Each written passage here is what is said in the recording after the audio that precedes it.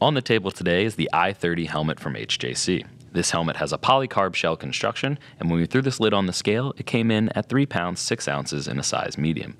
It has a round oval internal head shape, comes in sizes ranging from extra small to 2 extra large, and we found that it fit true to size. You'll also find 2 shell sizes and 2 EPS liners with this helmet.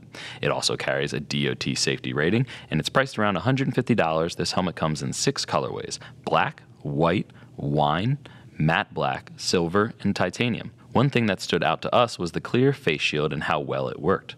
Nice and clear and optically correct, and didn't fog up too bad at stops, at least not above the mouth area.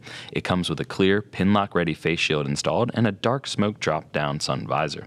But the pinlock insert is sold separately for $35, so just keep that in mind. We would definitely pick up that extra pinlock insert, as it would be worth every penny. Thanks for joining us to take a look at the i30 helmet. If you still have any other questions, our customer service team is available to help and make sure you are all set for your next ride.